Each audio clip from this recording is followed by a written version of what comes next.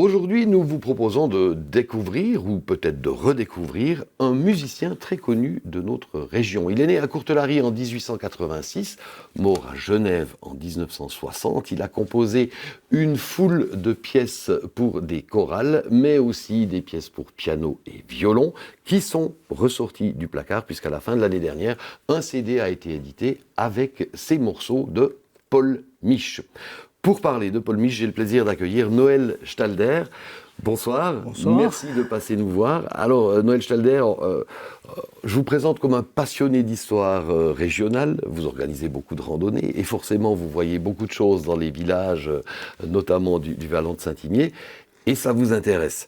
Paul Mich, est-ce que vous le connaissiez avant la sortie de ce CD en fin d'année dernière ? Alors, très peu. Je connaissais sa fameuse chanson « L'âme jurassienne », donc « Mon vallon s'ouvre comme un nid ». Je le connaissais parce que je passe presque tous les jours devant sa maison natale où il y a une plaquette.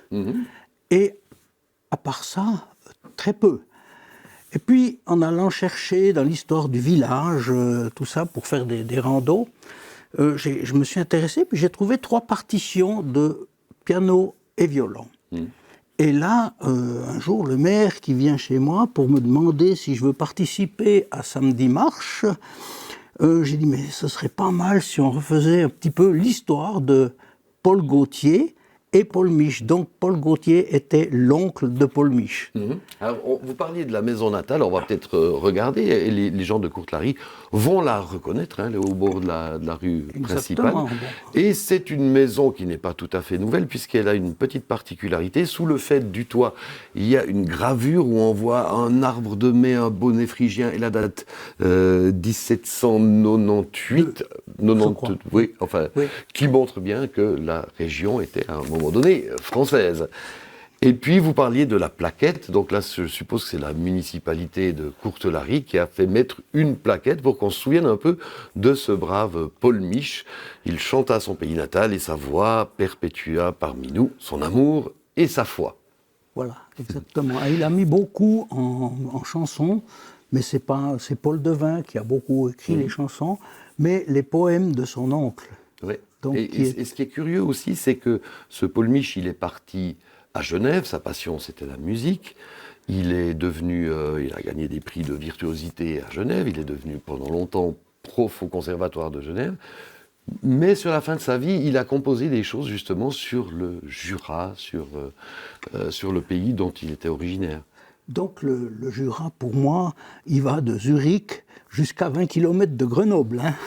Oui, donc oui, il faut parler du Jura géographique. Tout à fait. Là. D'ailleurs, un de ses tubes dans ses œuvres chorales s'appelle Terre jurassienne, et on va peut-être en écouter un petit extrait, et ça nous donnera une idée aussi un peu du contexte culturel et politique de l'époque.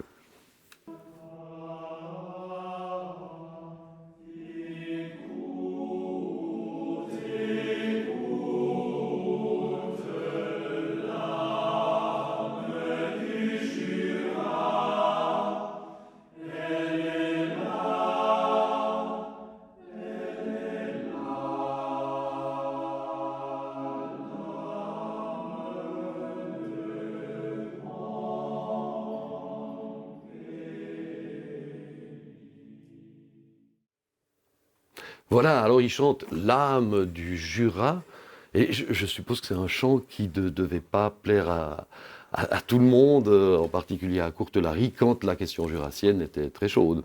Alors je ne sais pas, à l'époque, en cherchant dans les histoires de l'époque et tout, il y avait le canton qui demandait au préfet de Courtelary, donc de la région, et à chaque fois, s'il y avait des séparatistes dans la région, et s'il y avait des problèmes, et à chaque fois, c'était une réponse négative.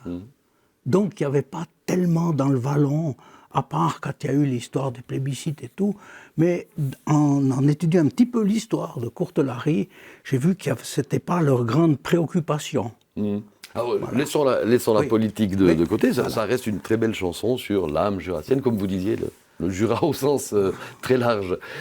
Et puis, donc, l'année passée est paru un CD avec des œuvres pour piano et violon, interprétées par Alexandre Dubac, qui est un violoncelliste virtuose, accompagné au piano par Marlise Walter.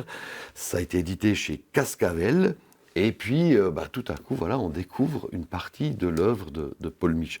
Je vous propose peut-être d'écouter juste à quoi ça ressemble. Là, on n'a pas d'image, mais juste du son. C'est la valse Bluette opus 7, numéro 1.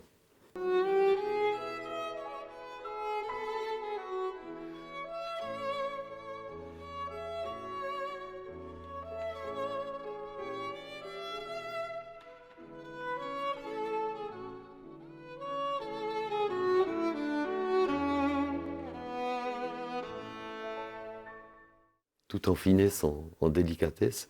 Vous, je pense que en fait, c'est 2 CD dans le coffret. Je pense que vous les avez écoutés à l'envers, à l'endroit. Comment vous jugez cette musique? Alors, il y a 2 sonates. Je dirais, pour les 2 sonates, il faut peut-être avoir, pas une oreille musicale, parce que je ne me prétendrai pas pour avoir une grande oreille musicale, mais disons que c'est peut-être un petit peu plus difficile à écouter.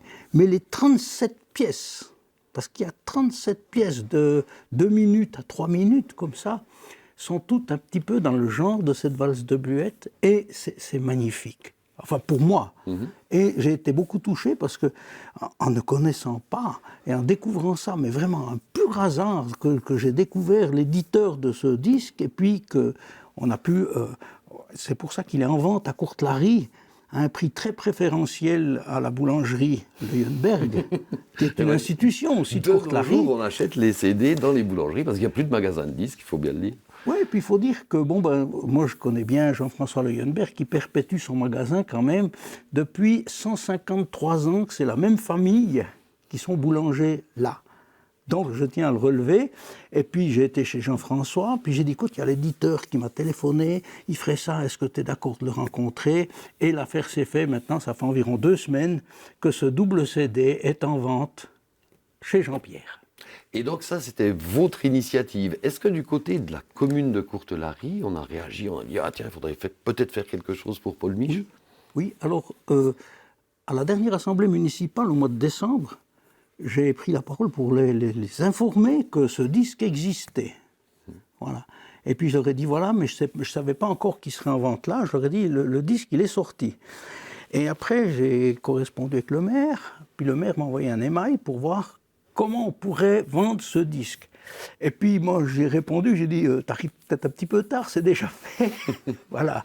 Donc, et puis il a trouvé l'idée merveilleuse parce qu'au départ c'était quand même une marche commentée sur la commune, quoi. Alors donc le maire était partie prenante.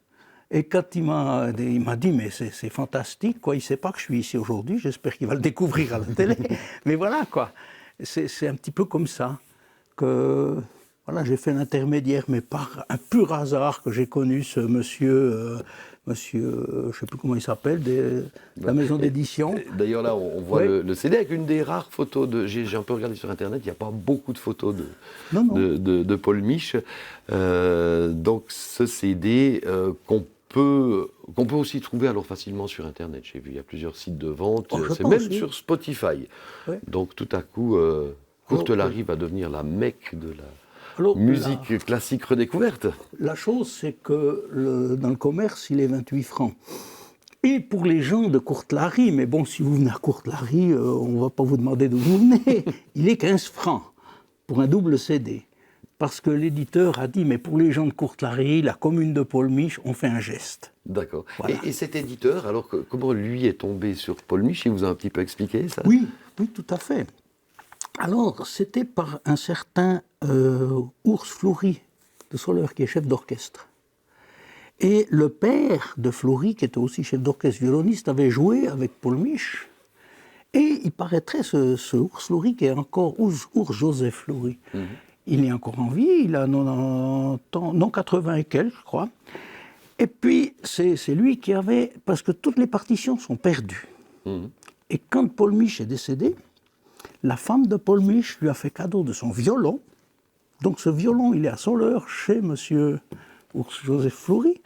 Et elle lui a donné les manuscrits. parce que les partitions ont disparu.